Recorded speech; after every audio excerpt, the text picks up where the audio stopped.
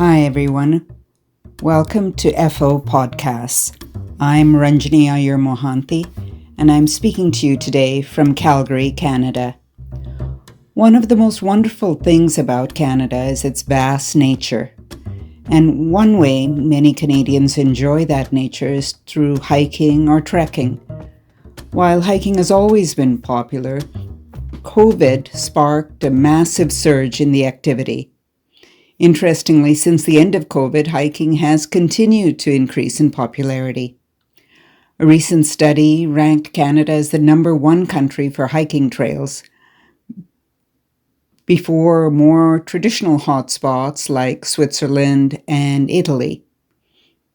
Canada has literally over hundreds of thousands of kilometers of trails, offering everything from small half-day hikes like the 4-kilometer Grassy Lakes Trail near Canmore, Alberta, to the 75-kilometer multi-day West Coast Trail in British Columbia, to the epic 885-kilometer Bruce Trail along the Niagara Escarpment in Ontario. Over 70% of Canadians use these vast networks of trails. Many hike to spend time outdoors, get fresh air, enjoy the beautiful landscapes, and improve both their physical and mental health. I'm joined by Christine Gabriel, an avid lifetime hiker. Now, at 60 plus, she has trekked extensively all over Canada as well as abroad. Her trekking is bolstered by her background in forestry, so her knowledge is both experiential and technical. And her love of hiking is obvious. Hi, Christine Gabriel, and thank you so much for joining us here on FO Podcasts. My pleasure. Now, I know you've done lots of hiking or trekking, as some people call it, but I'd love to start with your history with the mountains. And I assume that would be the Rocky Mountains of Canada. Can you share with us your initial encounter with mountains and how you came to love the mountains? You know, it's actually very clear, Ranjani. I grew up in a small mid-Alberta town playing softball and chasing each other around. I came to Calgary, and the first thing my dad did was take us all to get cross-country skis. And we were out in the mountains quite a bit, if I remember correctly. We had so much fun. We loved it if it was snowing softly on us. We loved pretending we were downhill skiers in the Olympics and missing the trees as we went down the hills. I remember my mom sitting down on her skis if there was even a hint of a hill because she was so afraid of heights. Oh, that sounds like me. Oh, is that right? Yes. You and my mom would have had fun cross-country skiing together while the rest of us were kamikaze We're actually down the standing and skiing. Yes. But it was, I think my dad's sheer love of and insistence of us becoming acquainted with the mountains. And of course, we were on places like Troll Falls and Blueberry Hill come to mind, right in the Kananaskis country, which was at our doorstep. It was so wonderful. And just to remind our listeners, how far is the Kananaskis from Calgary? From my home in Tuscany, in northwest Calgary, I can hit a very nice trail within 40 minutes of driving. Nice. So it's very close. Some of the more awesome, deeper into the mountain kind of hikes, it might be an hour and a half one way.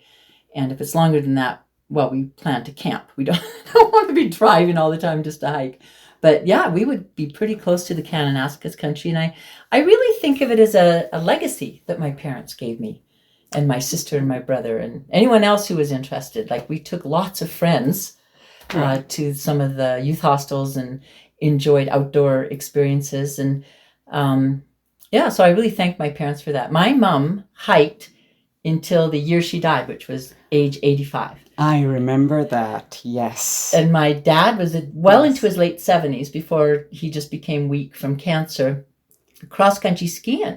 So they both really lived what they said. I think in a way the love of the outdoors is a bit like faith or belief. You can take your parents' instruction and do what they say you need to do, but at some point it needs to become your own. And for me, that has become my own. I think all of us in our family really came to embrace anything that spoke of mountains or hiking or skiing or biking outside. Yeah. Now, I know what I mean by hiking. It's something that's on, that's sort of off-road, nice trail, nice views, maybe about 3 hours, ending off with a nice lunch at some cute cafe or something. A cute cafe. Yeah. So not on top of the mountain. Not on top of the mountain. What do you mean by hiking? Oh, okay. That's very interesting. And when you say nice trail, are there like routes that you have to get over and trick you up? Yes. That's okay. That's fine. That's okay. That is okay. And do you mean rushing rivers that you have to hang on to each other for dear life? No, not like that. And how about ropes up mountains that you have to climb up to get to your goal? We don't always have that. Sometimes we have quote unquote nice hikes and we're just walking along a pretty stream. But I think for me, it's interesting what I think of as a hike. I know that it differs for different people. But for me, I think part of it is just knowing that it makes it into my journal. Okay. I started one about 10 years ago, and it's interesting. Sometimes I'll be walking through the city in a very nice park, and it's almost hilly like and trees and every bird singing, everything you can imagine. But in Calgary. Yeah. In Calgary. Like at Fish Creek Park, for example, or right where I live in Tuscany, there's tons, but they don't make it into my journal. And I was kind of trying to analyze why that is. Like, is it something about having to drive there? And it might be something about each person carrying their own day pack. I'm very strong on that. If somebody gets out of the car and they say, hey, can you carry my water? You're not a hiker. I'm sorry. What if we get separated? You need to have your own stuff. Okay. You need to be prepared. That's fair. You might have to have a pair of extra socks or a few Band-Aids for something, or I have a top 10 list, but at the very least, water and maybe a sun hat. So you need to carry that stuff your own. And to me, that helps to define a hike. And now, did you insist on that with your 3 kids as well? Yes, they all had their own day packs. Their own day packs. And okay. Just sometimes they were grumpy about it. This is so heavy. I don't want to carry this. I also see, I think there's something about working for the view, I call it. I remember being in Scotland, so a little away from the Rocky Mountains, but I was looking after a Springer Spaniel, and he loved lots of exercise. So one day I took him out on a bike, and I biked for about 2 hours, and he never slowed. He was just amazing. Wow. And I had read online the night before that there was this very old Roman bridge in ruins, of course, but at this certain destination, and that was my destination that day. And all of a sudden the trail ended, and I was off my bike, and I was trying to bushwhack, not very well, but bushwhack through this shrub. And then I even had to dip into the river with my bike and then come back. And by this time, the dog's looking at me, where have you brought me? But we get to this bridge, and oh my goodness, it was so thrilling. There was no one else around, no other tourists to share it with. The dog was running around it like, yay, we're finally here. And I was setting him up for my awesome pictures and putting my back against it to eat my lunch. I'm always, by the way, eat my lunch halfway and then come back, not finding the cute cafes kind of person. But, so that to me was a top 10 hike because I'd worked so hard for it. Right. And I really enjoyed the view, I think, a little bit like that. I think there's also something about perspective. I remember hiking with 2 friends, and we were in the trees for a long time, and then we were on a ridge for a while, and then we came back, and in the car later we were talking, and we were sharing what our favorite part was. And one lady says, well, I love those trees. I love that they gave shade and protection, and it was a flat ground. It was wonderful. And the other lady said, are you kidding? I could hardly wait to get out of the trees. I wanted the ridge. I wanted to see views. I wanted everything. And then I thought, and honestly, I loved the whole thing. I loved being with my friends in a social setting. I loved the different parts of the hike. And to me, that all made it one big, awesome hike to have a different thing. Wow. Wow. I think there's a another factor in this that might be worth mentioning when you define hiking, there's different kinds of hikes. Like I've hiked to plane wrecks. They've been there 100 years, but they're now destination hikes. I've hiked to lighthouses. When I was in BC, I was on something called the KVR, which is an old railway, and I hiked 10 kilometers to a winery and had a wine and a lunch there in that cute cafe. And then I hiked 10 kilometers back. And so there was something about the effort to have that experience that to me, I've hiked by myself, I've hiked with other people. And to me, that sort of all maybe makes up what a hike is. Right. Nice. And so, obviously you've hiked inside Canada and also outside Canada. Which, if you had to select one hike as your most favorite hike?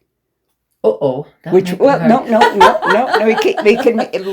expand. If you had to pick out 3 hikes that were your most favorite. 3 might work better. Yeah. I do get asked this quite a bit. And why? And why? I often just say my last hike was my favorite. And before they say, "Oh, what was that?" I say, "Or my next hike is my favorite." Oh. In other words, that's a nice attitude, right? It's the next one is always the best. But there you go. I used to be a naturalist interpreter in Kananaskis for a couple of summers. And people would often ask me what the hiking trails were. And then I was in my 20s, so I was just sort of learning. But I was trying to hike them as much as possible to learn. But if I was talking to somebody who had, I could see they were wearing high heels, they weren't intending on a really strenuous hike. That's the word. Although women can do amazing things in high heels. Yes, but, that is true. Then I might suggest something like Grassy Lakes or Grotto Canyon or Fullerton Loop. They're considered easy, and they're not easy, just to be clear, if you've never hiked before. It's still a learning curve. But there's usually a lot of people on those hikes, so if you get into trouble, there's probably somebody to ask. And there's not a ton of elevation, so as long as you can walk 6-7 kilometers, you're going to be okay. Right. But if I'm talking to somebody that, they're already wearing the pack, they're ready to go, where should I go? Well, I might talk about Centennial Ridge being one of my favorite hikes. And is that near Banff or Centennial Ridge starts at it's in Kananaskis, and it starts at the village, and then you put it's so long that you put one car at each end, so because you don't want to do a loop or you'd be hiking 40 kilometers that day. Wow. So you put a car at the village, and then you put a car at what's called Denman's Flats, which is near getting on the way to Canmore on Highway 1. And it's so massive that we planned 3 lunch stops, and it wasn't enough. And we probably passed over 1,500 meters elevation that day. And there were some times that we were going up or down a part where we really were counting on that person not to let go of our hand as we were making that ascent. So it was kind of a mighty hike, and we were so proud of ourselves that day that we've decided to do it this year again. Because there was smoke in the air, and we just felt like we didn't have the views that we might have. So we want to do it again. So we're all in training for it. Oh, wow. How many hours was that? Well, that day we were hiking by 8 o'clock, and we were finished after 6 o'clock. So it was about 10 hours. 10 hours. With like 3 lunch stops. Oh, I think we had a few more than that. A person who's hiking who's tired, they all know this after a while, but you just say, "I've got to stop to take a picture here." Just if they're tired. We took a lot of pictures that day. Where are we? Okay. I also really like, I was going to mention that one of my favorite hikes is always my birthday snowshoes. I've done this, I think, 3 times now. Oh. And because it's my birthday, my kids make sure they join me.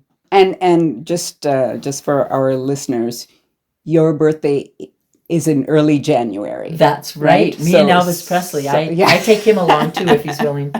But so we always go for a snowshoe. I think he's still alive, by the way. Yes. He's only 90 or something. Last seen trekking somewhere. So I've noticed that a few of us, like they'll say, "Hey, it's my birthday, so can I choose?" And then depending on the month and the appropriateness of it. But I don't know if I really should say this on an official podcast, but we take the Fireball with us, which is a cinnamon whiskey. And we take shot glasses. And we have a little toast to the birthday person on the top of the mountain or at the end of the skiing to celebrate. Well, especially on the occasion of your birthday, I can understand. We might need the... Right. Early January, I think you would need the help. Warmth. And so that would be a hike on snowshoes.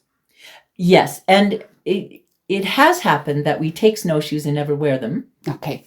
Or that we pack them or wish we packed them. Sometimes we're in something called microspikes, which are just little pokey things out of the bottom of your what you put on your shoes. And the crampons for heavy duty ice, if you're really not wanting. I feel like you could walk up walls in crampons.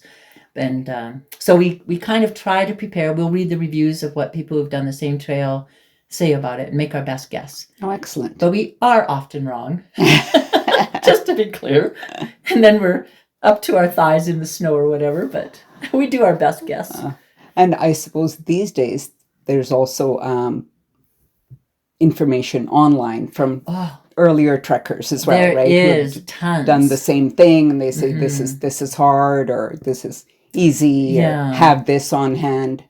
I find like we have meetup groups in Calgary, but I think the go-to for reviews on trails is probably the All Trails app. And people who, maybe they were just there yesterday and they can tell you whether there was mud or ice or a bear sighting. They can, Right. Now you mentioned the Centennial Trail as your favorite. Any others you want to make special note of, either in Canada or outside Canada? Well, there was one that comes to mind when the kids were small. I have 3 kids and they're all adults now, but I think my son was about 8 or 9 years old, and we had made a camping trip down to Glacier National Park, which is in Alberta. We have Waterton Lakes National Park, and it meets the border of the United States. And then just on the other side, they have Glacier National Park, and they're very connected kind of places. And I announced to the kids that we were going to go to a place called Avalanche Lake. I said, that sounds cool. Let's go there. And my son was instantly grumpy. We hiked yesterday, he said. So we start off and he's shuffling his feet. He's going so slow. But we finally make it. And then he gets an even angrier look on his face. And he turns to me and says, well, you didn't tell me it was going to be so pretty. So the rest of the hike went well. You can't win. Although I think I did. Because he did have a good experience once he saw how pretty it was and what the destination was. He obviously didn't like the getting there part, but he loved, and I made sure I had an amazing lunch, because with kids, that's part of the key. And me. Good food. Yes. If there's chocolate brownies, you're going to have a hiker in your family. Right. On that same hike, we were on our way down. And in those days, no phones or GPS. I was just using a paper map. And we came to a crossroads, and I couldn't remember which way we'd come. So I got the map out, and I was looking at it. This deer came out of nowhere, grabbed my map. Oh, my goodness. And headed back to the trees about 20 meters away. And he ate it. He ate my map. Well, like almost cheekily, like, I dare you to come and try and get your map. So the kids thought, that was kind of cool. Like when unexpected things happen on your hike, those are the stuff memories are made of, right? Yes. Now, I know that you've also hiked in Spain and Portugal, in Central America, Europe, New Zealand. How did you find hiking in those places different from hiking in Canada? I would find the basic essentials, making sure you have things for, all the, the layers of clothing and the water and, some sort of guide, whether it's your GPS, extra batteries if you do that, maps, that kind of thing. And so those are research. That's all important. If you're hiking abroad, you'd say. When I was in Turkey, I actually stayed in an Airbnb where the fellow was also a hiking guide. And I was his very second customer. So he said it, nice. He told me it was a learning curve. So any advice I could give him. And I couldn't believe how wonderful it was. We did 2 hikes. I liked the hike the first day so much. I said, we're going again tomorrow. And he led me past waterfalls. And it was such an amazing hike. But one of the best things about hiking in Turkey is that you get the Turkish breakfast afterwards, like Oh. 3 kinds of olives and bread that you can't even pronounce the name of, and cheeses, and Oh. it was just amazing. So I would say that was fun. Was that en route on your hike? As I say, this small, cute little cafe you came across? Yes, you know what? That would qualify because it was after the hike. Okay. We did have snacks for the hike. But New Zealand, I really liked it because there was zero consideration towards scary things. Oh. And there, are you in the North Island or the South We Island? were on the south. We did one called the Kepler Trek. And there they call it trekking. Stephanie, my daughter, was with me. And we backpacked and we stayed at little huts that had sleeping arrangements where, 30 people stay in one room and you hope no one snores, but of course that's a pipe dream. And then you can all cook together and then you hike between the places. So it's a very comfortable way to do a backpacking trip. Right. And yeah, like I said, there was no bears, no snakes, no spiders. There's a few mice, which I'm not totally comfortable with, but that was fun. I also, you mentioned that I hiked in Spain and Portugal, and that was last year. I did the Camino de Compostela, and there's like 500,000 people in the world that go on one or another of the Caminos every year. So a lot of people will recognize that name. Okay. And it's more than a hike to many people. It's more of a thoughtful walk, a pilgrimage. And even though many people would define it in different ways, it's still putting one foot in front of another and getting to your destination. Right. And I mean, in spite of the large numbers on that, I think you were on your own for some parts of the walk. That's right. I went from Porto to Santiago, and for the first week, the Portugal side, I was. The expression is walking with yourself, apparently. But the second week, my cousin joined me, and we walked through Spain together. And each had its values, and like I loved walking with my cousin. I don't see him often enough. But there's something about walking alone that people sometimes talk to you more, and you fall into groups for the day, and sometimes when I'm hiking alone, I sing. And then I usually shut up if somebody's within hearing. If they catch me singing, they go, "Oh, what was that? I want to learn that song." So that's kind of fun. And I suppose if there are animals around, as there are here in Alberta, singing also helps to warn them off or to at least inform them that you're there. Right? If you're hiking in the Rocky Mountains, you can't be quiet. I noticed that some people, informal survey, I would say it's usually the younger people. They carry like their boombox on their shoulder. Or they have piped music. Oh, I'm sorry. I should not make these expressions from the interviewer. Judgmental. I should be objective, right? Well, I'm not objective. If you want to have a boombox, you can have a boombox. But on hiking, and I've asked a few people why they, play the music while they're hiking. They say, well, we want to keep the noise up for the bears. Okay. And my answer is, well, how do you hear birds, or how do you know, if a wind comes up and you don't hear it rustling through the trees? To me, it changes the nature of the hike to have piped music in. But natural singing, I think, is really good, even if you don't carry it. And stories, like I've hiked with some people for over 10 years now, and I've heard their stories a lot. Oh, but if you're hiking, we're always happy to hear it again because we need that noise anyway. Right. And instead of taking 10 minutes for a story, you might as well stretch it out to 40 because you're just walking. You might as well really get the juice of the story going. And that's neat. That's an interesting aspect of hiking I hadn't thought of before, this whole storytelling aspect. Yes. Right? Yes. It is quite fun. And then we have time to ask questions. And now, one unfortunate thing is that sometimes you end up in front of each other in a line on a hike if the path's skinny. And then that gets makes it ridiculous. Hard to speak to each other, right? Because Nancy might say, "Oh yeah, my brother is," and then I just hear the word brother and say, "What about your brother?" And then they're trying to talk, and then they're passing. It's almost like that telephone line. You're trying to hear all of the story, but you might not be in the best physical place. So you have to keep trading places, or say, "You go at the back so you can hear it." Coming forward. Right. So sometimes I want to hear about this. I want to hear. Exactly. Oh, yeah. Nice. I imagine hiking in the Rockies has probably vastly changed over the last, I don't know, 50 odd years that you have been hiking.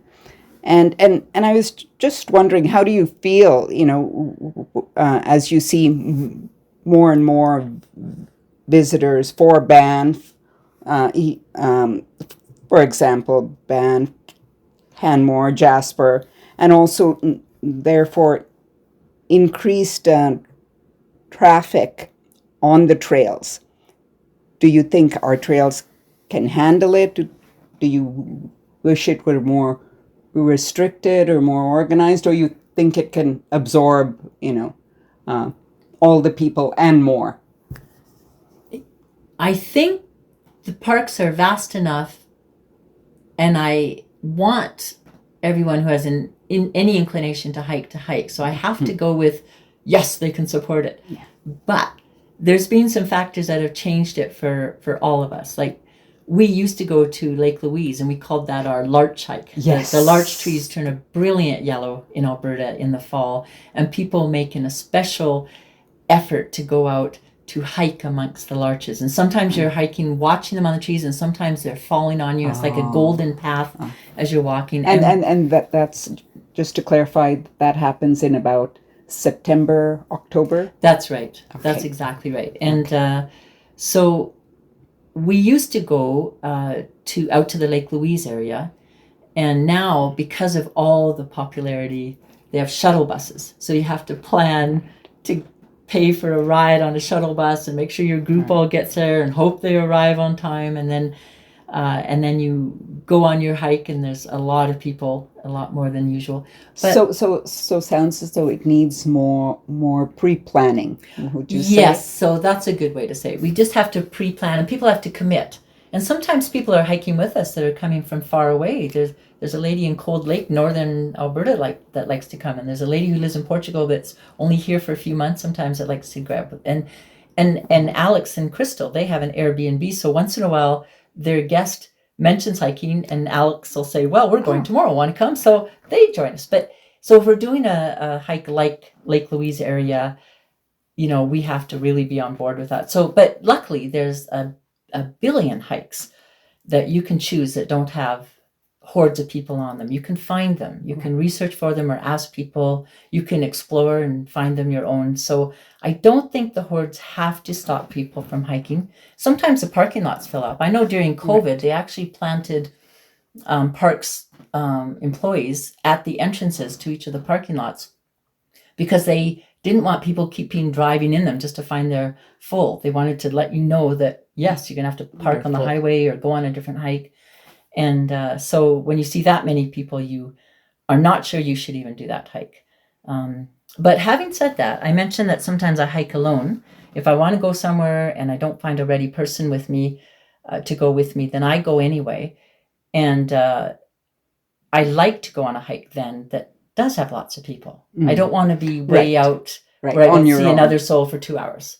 I want to pass people in case there's an issue. So sometimes the crowds are your friend, I think. I was in a bathroom stall one time, and I saw a poem on the wall. It said, "Take some time to be by yourself. See what thy soul doth wear." I really like that. You find out so much more about yourself. About yourself. Hiking to the top of a mountain and sitting and watching the view and thinking about, it's like your soul is laid bare there. It's way better than just sitting by yourself on your couch in your living room. It's so different. And I really encourage people to find that time by themselves. I see. Yeah. Yeah, that's neat. That is neat. But I also say for when there's crowds, sometimes there's more trail cutting, which is kind what of does that mean? Let's say the trail winds almost like a corkscrew up the mountain. People will just go straight up or straight down. You see that a lot on Sulphur Mountain. Okay. People just want to go the fastest way. Right. And really that just causes erosion. And when it rains, it's just going to come straight down, not be caught. Right. So more people cause trail cutting. Sometimes the flowers are picked. Sometimes, oh my goodness, they'll leave dog poop on the trail. And, I love to see deer poop on the trail. That's kind of cool. That is natural. That is natural and expected. And I love to see bear poop, because then it's a warning and we have to decide whether we're going to continue or not, depending on how fresh it is. But dog poop, oh my goodness, that's just litter. So sometimes with more people, you find things like that are not good. But I would say 99.9% of the time when I'm hiking, whether it be with a lot of people, passing a lot of people, or hardly any people, they're all happy. Everyone's happy to be out there. So you just get a lot more greetings from other people. My son's grumpiness was a kind of an exception. You don't often see that on a hiking trail. And also on these trails, is it only hikers, or are there sometimes like cyclists and, yes, that's right. I mean, mountain bikers. I would even put trail runners in a different category. Okay. As in they're actually running on the trails versus yes, just and you just along. you pull by the side, because you know that for some of them it's the timing of it all. But as I mentioned, when I was in Scotland, I did a bike hike, and that's to me definitely. What is that? Well, I biked as far as I could go, and then I had to walk with my bike, or chain it up and walk for the rest. Okay. And even in the winter in Alberta, people are buying or renting those fat bikes. Yes. Really fat tires. Thick tires. Yeah. Right? And as long as people are respectful on the trails and not careening around the corners and whacking into you unsuspectedly, then I think it's also a really wonderful way. We see horses sometimes on the trails. Okay. And right. I didn't have that. Yes, I wasn't thinking horses. Yes, but true. Yeah, horses sometimes, and especially in Kananaskis, it is considered a multi-use area. Okay. So in the winter, sometimes we hear or see snowmobiles. If we know for sure that there's going to be motorized vehicles on a hike, like an off-road vehicle, we don't choose that hike. Okay. Not many people I know want to be, because they can go much faster. It can be more deadly. And of course, they break up the trail more. And then you don't really hear things if you're just hearing that all the time. So I wouldn't probably aim for that. Yeah. Right. Now, I mean, I know you spoke about hiking in all seasons. Is there a specific season that you enjoy more than others, or you find something in each season that is special? I do find something in each season. And I think as many hikers as you ask, they probably have different seasons they love. I mean, there's one hike in winter called the Green Monster, and it's on the Evan Thomas hike. And it's not a waterfall. It's just a water dripping over the cliff. But in the winter, it slows down, and it creates what looks like a waterfall, and you can actually walk behind it. And it is green. It's just gorgeous. Oh, wow. And that's one of those hikes you actually have to go up, down a rope and then up a rope. And through the winter, the water never freezes solid. So if you have a dog, they have to be totally on leash so they don't fall in the water 5 kilometers away from a car. But that's a good winter thing. Where is this hike? It's on the Evan Thomas on off of Highway 40 in the Kananaskis. In the Kananaskis, okay. Yeah. But I've also done that same hike in the summer, and that's fun because you're actually wading through that stream over and over again. Oh, wow. A day that's not too hot. I remember being up on Lady Mac once, which is near Canmore, and it was like 30 degrees, and it's got some elevation to it, like 1,300 meters, and a lot of it is exposed, and people weren't prepared. And, you need probably 2-3 liters of water easily on a hot day like that. So I like maybe the early 20s Celsius for temperature. Right. And I enjoy that kind of hike. I do like a good snowshoe, but I love a day where I'm wearing shorts and taking my boots off to wade through a stream, which we did last weekend, and knowing that they're going to dry in the sun and be refreshing. There's something about hiking up a mountain in a t-shirt that just is a really lovely day. Oh, nice. Yeah. Nice. And Alberta has high winds. Oh, right? yes. I mean, it's known for being windy, especially Waterton and stuff. I know it seems to be always windy each time I've gone there. Any sort of special cautions you would take for that? Well, make sure you have your dog on a leash if there's high wind, because I guess if it's a small dog? You might have a kite. Oh, my goodness. Okay. And we have noticed that, like, you can wear a windbreaker, but if it's not zipped up, it could almost be like a windsuit and take you off too. Oh my goodness. Okay. And your hat. I Hats. have lost hats on hikes. So there's sometimes a point to a hike where you just take it off and tie it down or put it in your pack till you're... And if you have anything important to say, you say it before you get out of the wind. Yeah. I remember, that reminds me, I was out, I think it was called Rae Glacier, R-A-E. And it's, again, in the Kananaskis. And it was a glacier.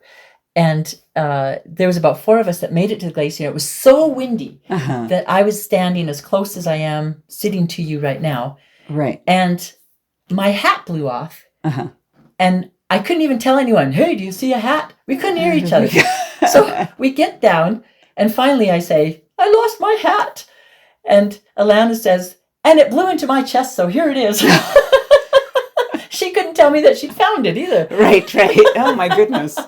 But you just take extra precautions, and you try to make sure you're taking your breaks or your lunch stops out of the wind. Like, that's going to be a grind. Right. So you do that part, get it over, and then find a calm place to eat. A sheltered place. Yeah, exactly. Right. Now I know you spoke about animals and especially bears. Have you ever encountered a bear on your trek? And do you have like a special bear story for us? Well, my bear story is that if you want to see a bear, you don't go hiking with me. Okay. Good. I will come hiking with you. But one of my friends, Crystal, would say, if you want to see a bear, come hiking with me. Now, we have hiked together, and my thing always wins out because, I have seen bears. We were in Waterton. If you go to Waterton Parks in southern Alberta, you have a very high chance of seeing a bear. Right. There's black bears, but they've worked so hard to make them afraid of humans and stay away from humans. Okay. It was very different when I was a child. I remember going down there with my parents, and in those days you could go right up to Cameron Falls. Right now it's barricaded, but then you could go right up to the falls, and you could walk into and pick up the colored rocks and look at them. Right. No, and we always saw bears, and we always saw people feeding the bears or throwing them a marshmallow so they could get a picture of the bear eating their marshmallows. But they have done so much education in my lifetime that I think there would be 10 hikers pouncing on that person if they brought something out to feed a bear. Wow. They've just tried to educate them. And of course, in my lifetime, bear spray has been invented. And I have heard good stories. The unfortunate thing is you have to be sort of upwind of the bear. You want him downwind. Right. And you have he has to be downwind. He has to smell the bear spray. Well, and you have to be within about 5 meters to spray it at him. Oh, okay. So, but I have heard in general, bear spray can save lives. Okay. And so I always carry it, and I always make sure anyone I'm hiking with knows it's on an outside pocket, and I say, easy we to see access. A bear, anyone can grab this, not just me. So, and we all carry it. Right. And I assume that you probably hang like a small bell or something on your knapsack so that it's constantly some people jingling. Think that's a lunch bell.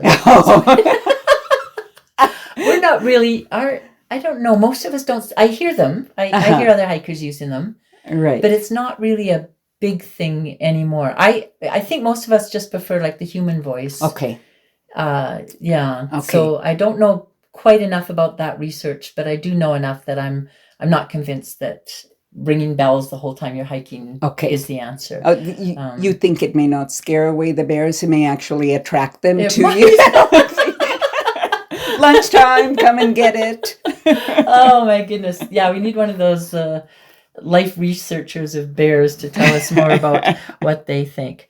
I must say too, though, that when I was working in Kananaskis for 2 years in my 20s, people would approach me about the bear question, and they'd say, are there bears? And you could almost see them shaking, like they were afraid. Right. So my usual banter would be, you will be so lucky if you see a bear. And I would tell them a few safety tips, like never approach if you're in a car, never get out of the car, that kind of stuff. Right. If you're on a trail, be talking, be loud.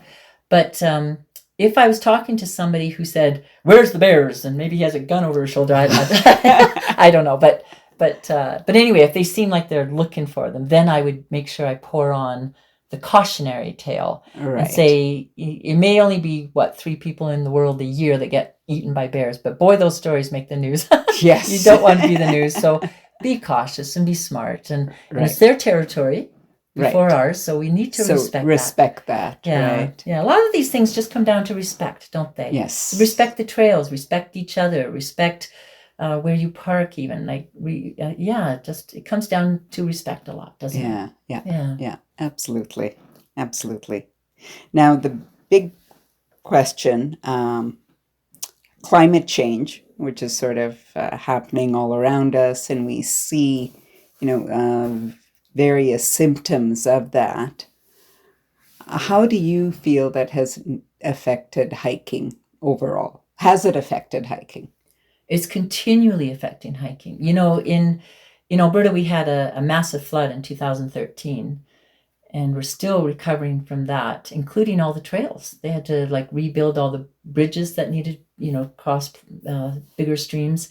And the streams themselves changed. We had a beautiful little pond called Fullerton Pond that people would come and... Yes, I remember that. There you go. And for some kids, it was their first fishing experience. Okay. And there's no more pond. It's just, it's a braided river at that point. And it's still very pretty, but it's just different. And we, of course, have more forest fires, which just changes every year now, how the air feels at certain times of the year. And you sometimes don't want to be hiking in that. As I mentioned on Centennial Ridge, it kind of wrecked our view, let alone the masses of forest trees it was ruining. And I suppose that is happening all over the world, right? Because I know of forest fires happening in Spain, in Portugal. That's right. I was hearing about them in Spain last year, and I wondered if I should change where I was hiking to avoid that. But yes, it is all over the world, and the glaciers are changing.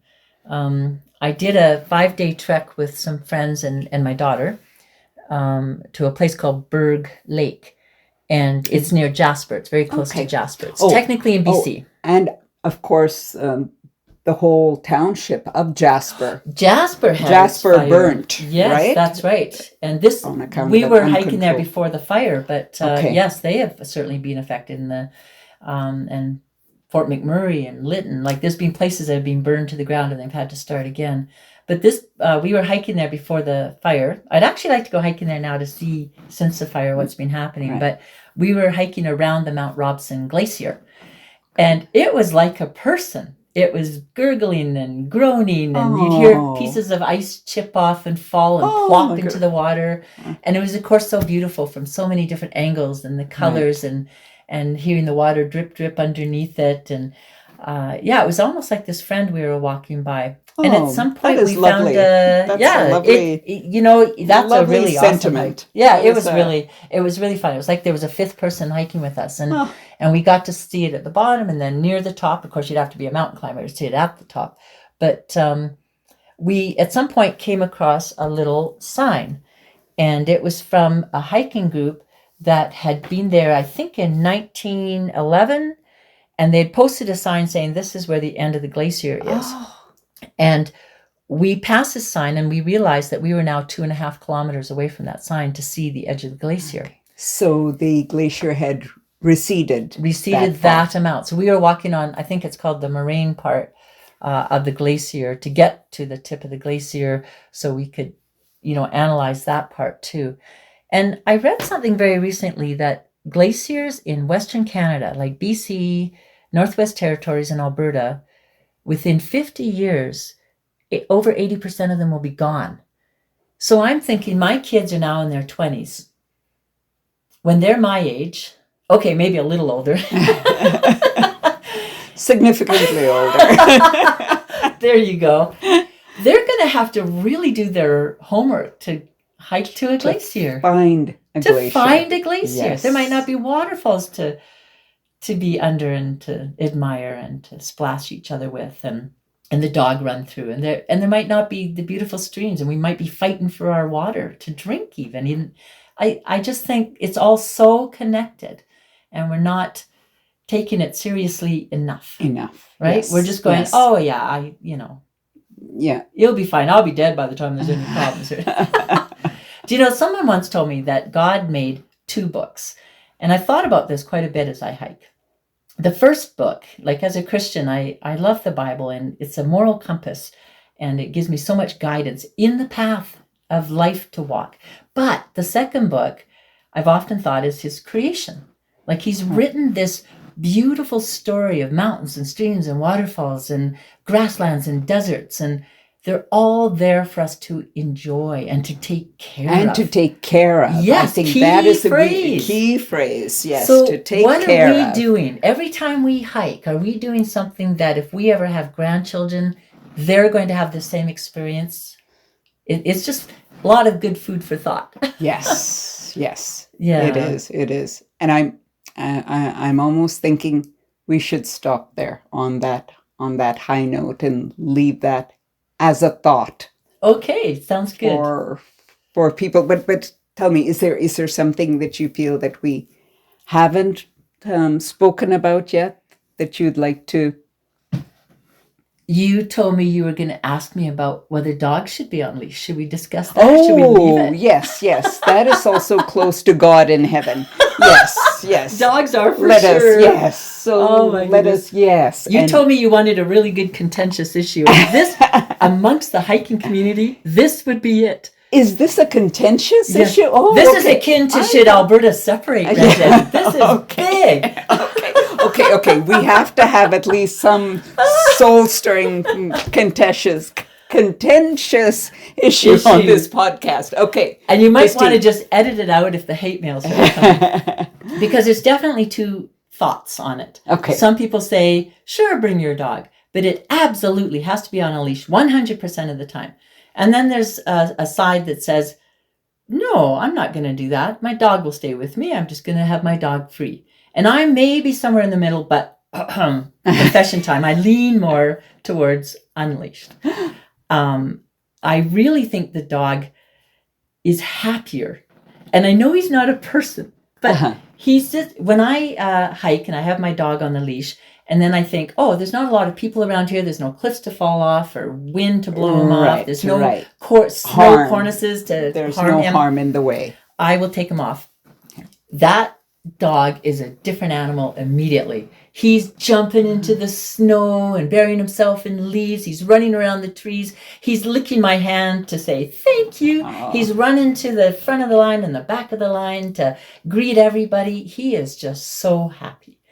And, I was hiking with my daughter once. She had our dog on the leash, and she turns around and says, I just want you to know, Mom, if a bear approaches, I'm letting go of this leash. So there's only so much she will do for that dog.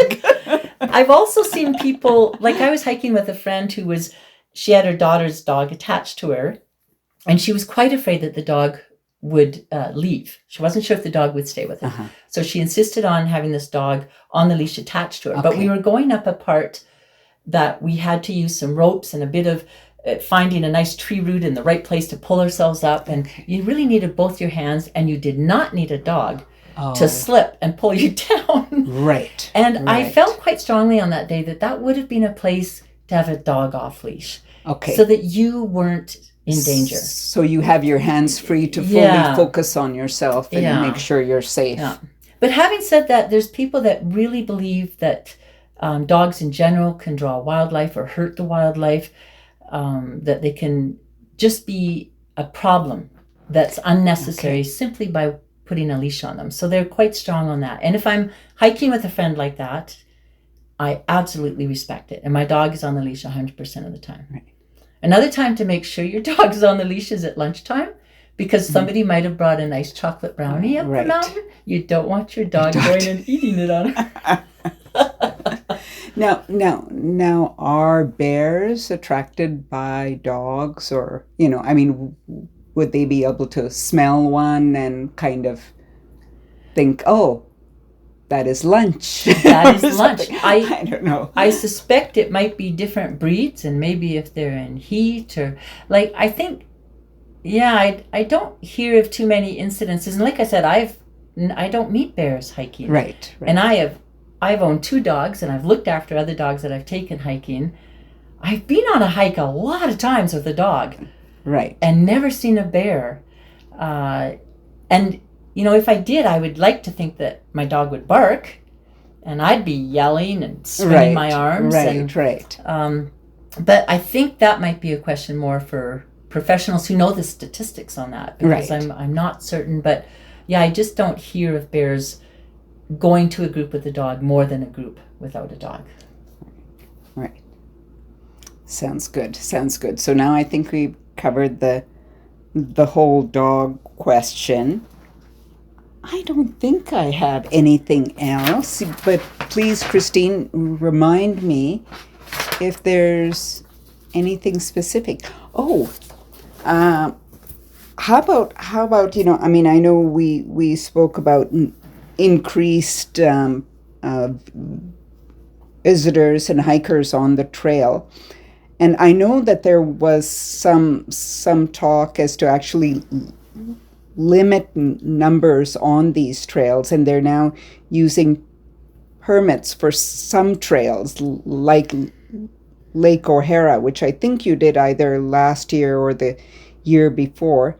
That's right. Any thoughts on that? Lake O'Hara is one of those pristine, beautiful areas that if everyone could experience it one time in their life, they could just say, all right, I could die now. I've seen heaven. Like it's such a beautiful spot. And they only allow about 200 people in the area a day. And that's the way it's going to stay beautiful. So I totally understand it. It's really hard to get a permit. Sometimes you're recruiting a lot of people on that day where you can go online and try and get a spot. Just help me get a spot. But keep working at it if you haven't, because it's definitely worth it. You can actually hike into that area as a day hiker, enjoy the area and hike out. But that's a lot of hiking just to get to the hike. So I'd say for me, in general, permits are a love-hate affair. They started with the permits in Kananaskis country about 5 years ago. And I think it's about $90 a year or $15 a day. And now, is that specifically for trails or just to access the whole park? To park in Kananaskis. So if you're biking in, or I don't know if you can horseback in, or hiking, or hitchhiking or in, anything, or just, you're okay. But it's just parking. Okay. So they're looking at the cars. And at first we were all very annoyed. Oh man, not only the national parks have a permit we have to get, now we have to get one for Kananaskis country. Right. What's next? The city parks in Calgary? We were all grumpy. But they promised us that they would use the money for trail improvement.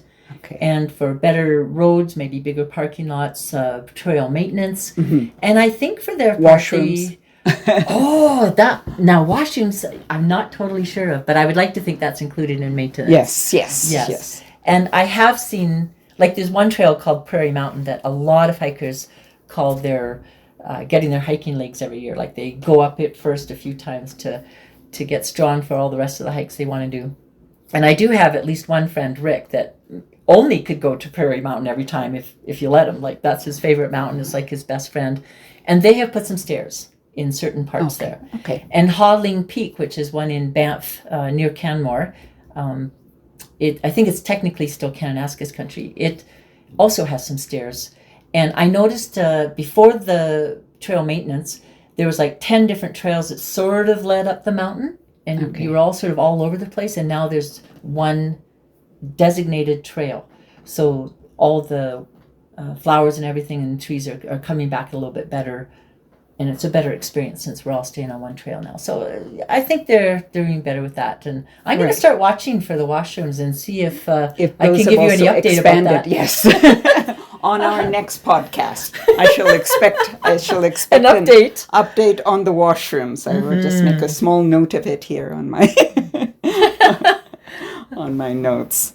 Well, thank you so much, Christine. This has been really lovely. Well, thank you too. And I would like to say one more thing, that if somebody's thinking of hiking and has never hiked before, go with someone who has.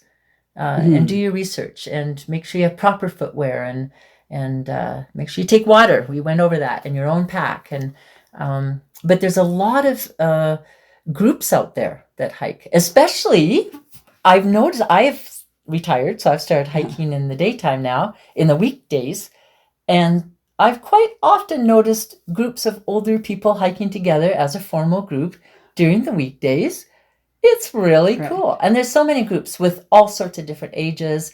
I remember I was in a meetup group. I think it's just called Meetup, and it's in Calgary, and the subtitle is Slow and Steady Hikers. And Okay. I remember hiking once with about 12 people, and it turned out we represented 12 countries. Oh, wow. I was the Canadian. Okay. It was wonderful. Oh, It was so wonderful. For some of them, it was their very first hike in the Rockies. okay. Some of them had moved here and been kind of afraid, Okay. but had decided maybe if I go in a group, and this was Right. how they ended up doing it. And I think we all had a very lovely time together. So And they can find out about this online if you just look up yes, meetup groups. meetup groups. I think Meetup isn't just in Calgary, but Okay. the Slow and Steady group within Meetup is Calgary. Okay. So, and they might have other, now, it's not always so slow or so steady, but you find different leaders within that. And you go on and you experiment. You go on one group and you say, that guy just walked way too fast. I'm not going with him again. Or Right, that person stopped to look at every flower. I was bored still. I can't do that again. But you find your group leader that you're comfortable with eventually. And they even do backpacking trip if someone wants to try a night out in the by a rushing river or something. That's kind in of the fun. Rockies. Nice. Yeah, Nice. but it really is all about willingness and flexibility and just wanting to try something new. And there's even hikes for people of different limited mobility. Like there's Okay. even hikes that people could be pushed in a wheelchair on. Nice. The West Coast Trail, Nice. for example, I did that with my daughter, I want to say 9 years ago now. And has it been that long? isn't that amazing? Yeah, because she was graduating from grade 12, and that's what she wanted her grad present to be. Nice. And I hadn't Very backpacked nice. in about 30 years. I had done a little bit in my 20s, but now we had this gap, and I thought, okay, we had 9 months to prepare. But we heard that there was even a person that was blind that had just finished the trail, Okay. that she had been guided by two good friends and had done the whole trail. So it doesn't even have to be a certain level of fitness, or you can just enjoy the outdoors and get more than a kilometer off one of the roads. Wow. Wow. And that also fits into your definition of hiking, right? That you need to be at least 1 kilometer away from a road. Away from any road. From any road. That's right. Yeah. Right. For me too, it's just all about leaving legacy. Like I really wanted to instill in my children a love for God, a love for nature. And I think for the most part, like I have one daughter that's off planting trees. She's been doing that for 8 years. And my other daughter is taking her husband on the West Coast Trail. She herself, this will be her 4th time on it. Oh my goodness. Yeah. And my son, he lives in Chilliwack, and he's always up for a hike whenever I visit him. So I think I love that idea of legacy. Fully succeeded in that. I think you. I hope to be. Now, this is no pressure at all. But if I ever have grandchildren, I would sure like to take them up Tunnel Mountain in Banff, and then to the candy store, because that was some of my kids' first hiking experiences, and I would have a smile on my face all day if that happened. I'm sure it will. Yeah. I'm sure it will. Well, Christine, thank you so much. And I know we will also see your photographs of these hikes and stuff that we've spoken about as well. So yes, I'll leave a few with you. Christine has some fantastic photos of these, and we'll have those online as well. Yes. Sometimes, in fact, that reminds me of one last story. I was on a cruise, my very first cruise to Alaska, and we had docked. You don't say parked, do you? Docked in Skagway, and I'd, of course, chosen a hike up to this place called Upper or Lower Dewey Lake. And I just made it down for supper, because every day we met as a group to have supper. And one of the young ladies in our group, she was in her 20s, and she said, "Chris, why do you like hiking?" And I kind of went, well, it's something to do. I don't know. I kind of got stuck like a deer in headlights. What I should have done is just pulled out my phone and said, "Would you like to see what I saw today?" Exactly. Yeah. Yes. It would have just been an spoken. excellent answer, right? So pictures are worth so much. Right. Yeah. And if someone sees a picture, maybe someone will see a picture of something in this podcast, and they'll say, "Oh, I want to go there." And it'll get them to do a nice hike in the Rocky Mountains, and Kananaskis especially. Yeah. Well, Yeah. thank you so much for this, Chris. It has been inspiring. So, Ran, when are you coming hiking with me next? As long as there's a nice small cafe at the end of the 3 hours, I'm in. I'm in. We can do that. I mean, when I was hiking in Iceland with your sister last year, I think we found a few places like that where we enjoyed the day and hiking. And then ended up in the evening somewhere nice. Somewhere nice. Oh. Yeah, it was quite inspiring. She said to me at the end of the week, Chris, I've never hiked so much in my life. And thank you. Not like, why did you make me do this? Well, I noticed she's not planning another trip with me yet, but this has been lovely. Well, thank you very much. It's so fun to talk about something you love. Yes. So thank you for choosing a topic. Comes an appropriate easily. Comes easily. Yeah. I enjoyed it as well. Thank you.